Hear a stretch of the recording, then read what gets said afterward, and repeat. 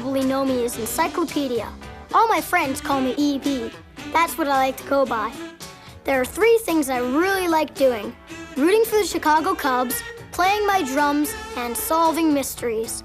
I'm not too successful with the Cubs. I'm getting pretty good on the drums. But when it comes to solving mysteries, I'm willing to see if anyone's as good as me. What you're about to see are 5 mysteries that I solved. All the clues you will need, you will see. Just watch what's going on and listen to what the people say. That's what I do. Figuring out these mysteries was a lot of fun for me. Hope you have a great time too. Good luck.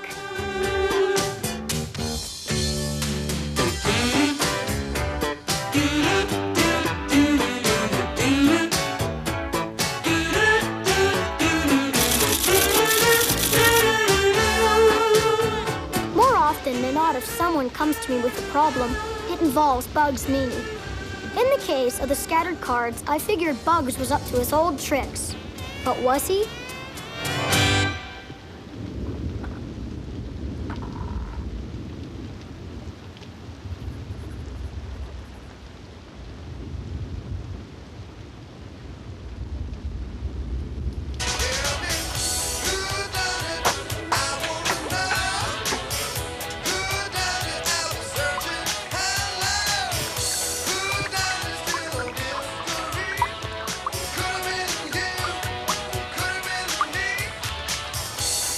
How come you're in a tent? I had to get away from the phones. I need your help. Is it murder? No. Kidnapping? Blackmail? No, it's the tent. Yeah, you like it? I'm trying it out today. No, my tent. Huh? Wait a minute. What are you talking about? My tent. The tent is mine. But Bugs Meany and the Tigers say it's theirs.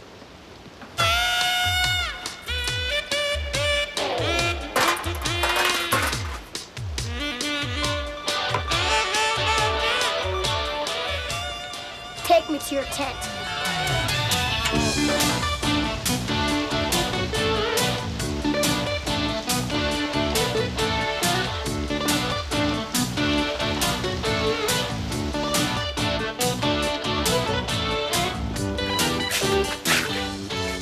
Hi, Bugs. Yeah, Brown? You're in my tent. I found it. I fixed it. It's mine. Beat it, nerd. I found it in the junkyard, and you watched me put it on my yard last week. We've been using this tent for weeks. Right, guys? Uh-huh. Yeah. I'd like to hear more about that. Oh, excuse me. Hey, what's the big idea? The idea is a simple one.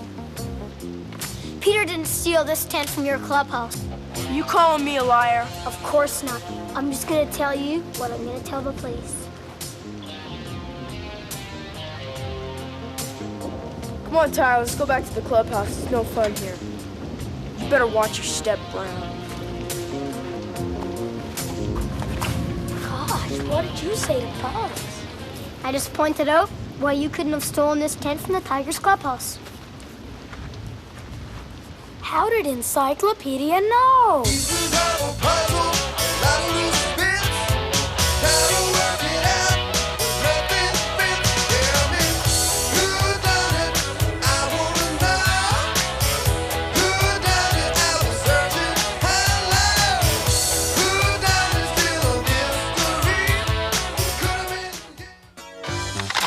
Bugs Meany said the Tigers had their tent for weeks. We've been using this tent for weeks. Right, guys?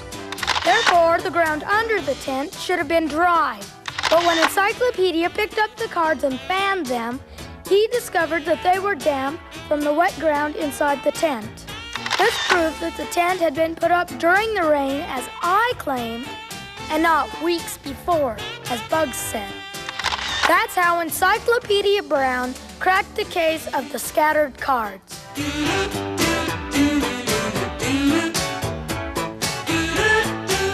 Most of my cases come to me through my detective business.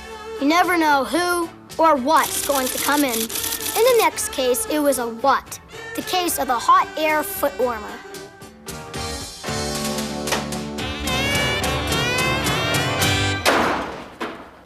Golly, Melvin, have you been horseback riding? No, I hate horses. And I hate cold weather, but I did something about that. What? I'll show you.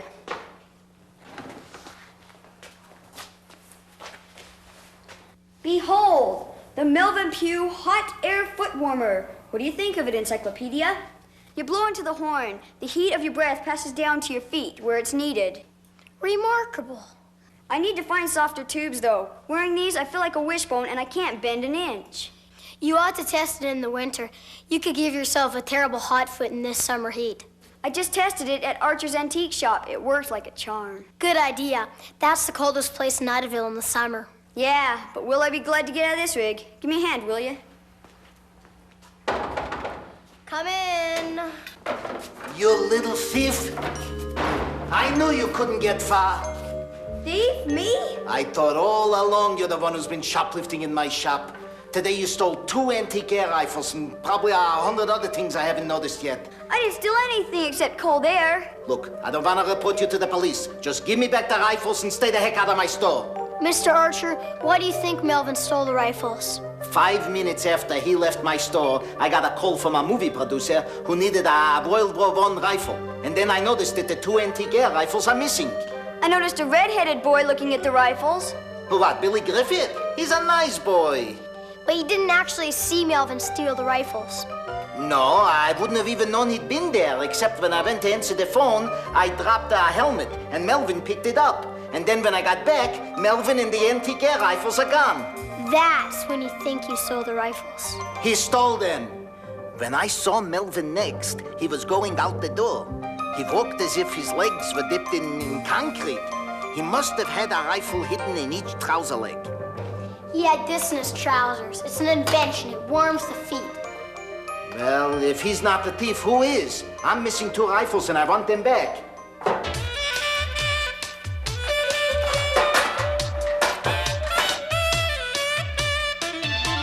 I'll have them back in an hour. Why was Encyclopedia so sure?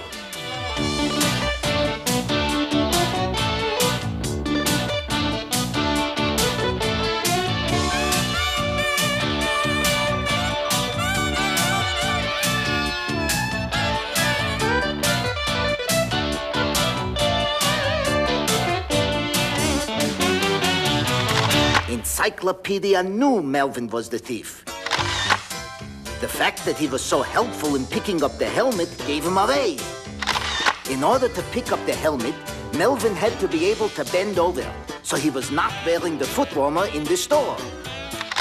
Remember, Melvin said, Wearing these, I feel like a wishbone, and I can't bend an inch. Melvin confessed he had got the rifles out of the store by sticking one in each trouser leg, as I had suspected. After hiding the rifles, he had put on his hot air foot warmer and gone immediately to the Brown Detective Agency. He had hoped to use Encyclopedia as an alibi. But it didn't work, and that's how Encyclopedia Brown cracked the case of the foot warmer.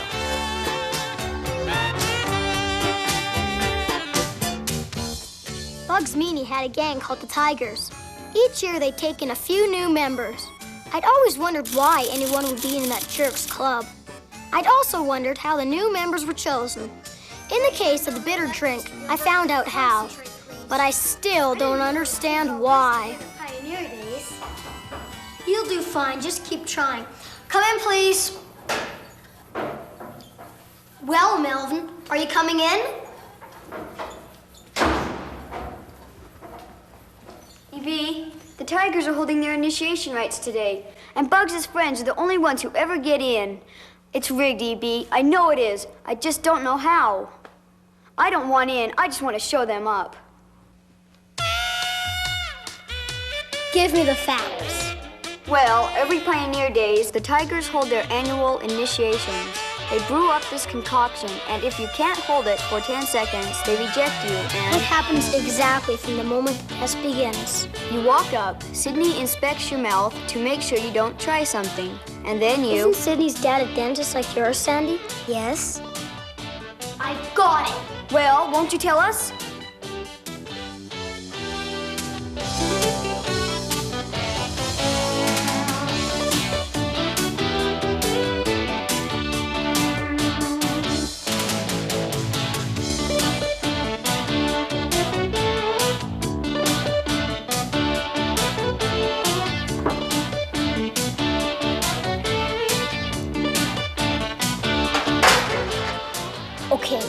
Here's what you do. Never made your mama dress you before.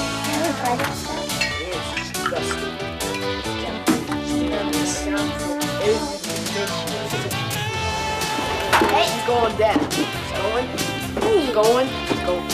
Hey, What'd you do? Sydney, 10 seconds. What did you do? Come on. Check his mouth. When Encyclopedia found out that the Tigers had stacked the deck against some of the kids, he had to do something. When he heard Sydney's name, he had his first clue. You see, Sydney was using different Q-tips when he inspected the candidates. For those boys the Tigers liked, the Q-tip was coated with the local anesthetic he took from his dad's dentist office. For the boys the Tigers didn't like, he used a clean swab. He suggested that we get our own anesthetic, and I put it in Melvin's mouth before his initiation. Well, Sydney is no longer one of the Tigers, thanks to Encyclopedia Brown.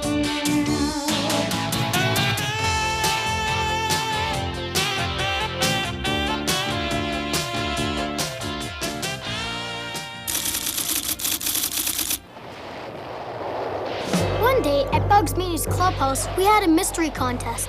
The first mystery was about a Civil War sword. General McDowell does not know with whom he's a-tangling. When the last brigade arrives from Winchester, we're gonna push straight up the gullet of them Yankees. Excuse me, General Jackson, but according to history, when your reinforcements arrived, took half your men away from the front and moved here, completely surrounding the Union Army. It was one of the great military maneuvers of all time. You could look it up in 100 years or so. You know, that just might work. Gentlemen, rally the troops. We are going to march into the history books. Yes, sir. Oh, and thank you, Mr. Brown. After today, the South will surely win the Civil War. Yeah, well, don't go writing any victory speeches just yet.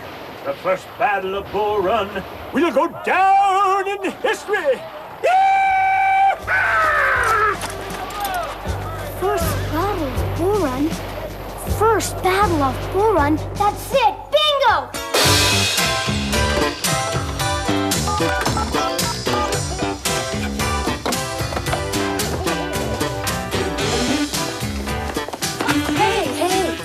Don't I get a hello? Sorry, Mom. Hi. Let's talk about your day. You're home early. Were there many calls? Did you save anybody's life? I mean, he was quiet and you hung around the hospital all day. Goodbye, Evie. Thanks, Mom. Dinner's at 7:30. Don't be late!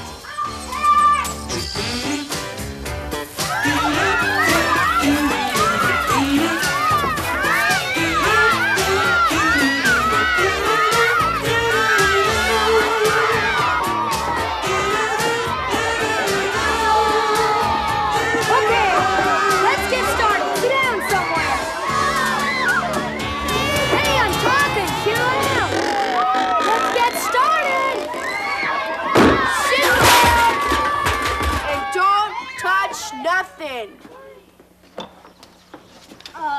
Thanks, Bugs. Now on to today's case. Yours truly, Peter Clinton. Versus Bugs Meany. And now to begin the proceedings. May I introduce at almost 5'2", wearing excellent-looking faded jeans, a kid who not only has his own detective agency, but he's so brainy that everyone calls him Encyclopedia, the brilliant Leroy Encyclopedia Brown! Thank you, Peter. A couple of days ago, Peter Clinton traded his brand new 12-speed to Bugs Meany for a Civil War sword. Let's see it, Peter. Bugs says it's worth a ton of money because it belonged to Stonewall Jackson, the famous Southern general. He says that Jackson got it after the first Battle of Bull Run, which was in 1861. As everyone knows, the second battle was in 1862. If the sword is real, then it's worth 20 bikes. If not, it's junk. What do you mean if? It's real, all right. Read the inscription. Yes, the inscription. Bugs' proof that the sword is authentic. I'll have my lovely partner, Sally Kimball, read the inscription.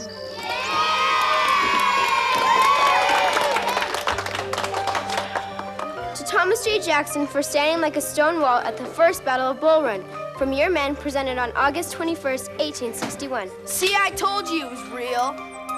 How did Encyclopedia know?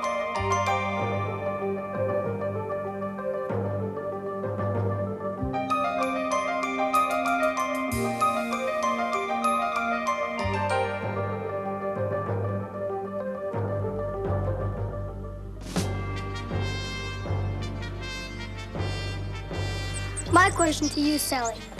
According to the inscription, this sword was given to Jackson in 1861, saying he stood like a stone wall at the First Battle of Bull Run. Call me crazy, but if the second battle didn't happen until a year later, how did the person who made the inscription know enough to call the first battle the first when there's no way he could have known there was going to be a second? Yeah, that's right. Conclusion, the sword's a fake. You ripped me off! Back off, man. That's your tough luck. Give his bike back, you geek. Hey, chill, Kimball. Don't mess with the boys. Hey! What are you gonna do about it? He's mine, geek. Sally!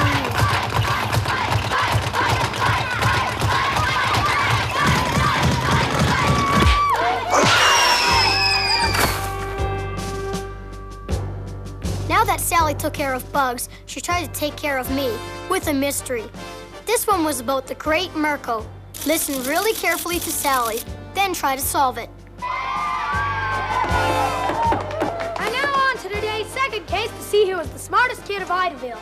Encyclopedia Brown versus a 5'2", wearing blue jeans, the captain of the girls' track team, a computer expert, and an all-around jockhead, Sally Kimball.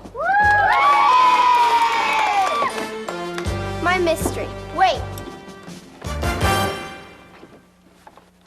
Okay, shoot. My mystery is about the great Mirko, the greatest trapeze artist who ever lived. Mirko wrote a last will and testament that said, 50 years after I die, my entire fortune will go to my oldest living grandchild. If I have no grandchildren, then my fortune will go to my nearest living relative. Well, 50 years after Mirko died, there was a court hearing to decide who should get the fortune. A man named Fred Gibson came forward and claimed to be the Mirko's oldest living grandchild. Suddenly, a woman jumped up and said, "He's lying. The great Mirko was not his grandfather, but I'm the great Mirko's grandniece, so I should get the fortune." The judge questioned them both and found they were both telling the truth. So who got the fortune?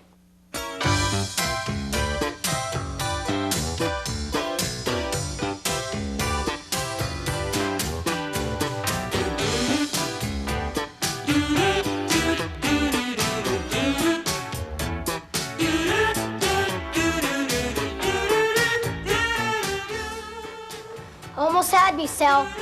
Both were telling the truth, but the money had to go to Mirko's oldest living grandchild, so Fred Gibson got it. But if the woman was telling the truth, then the great Mirko wasn't Fred Gibson's grandfather. Exactly. Therefore, the great Mirko was Fred Gibson's grandmother. Mirko was a woman.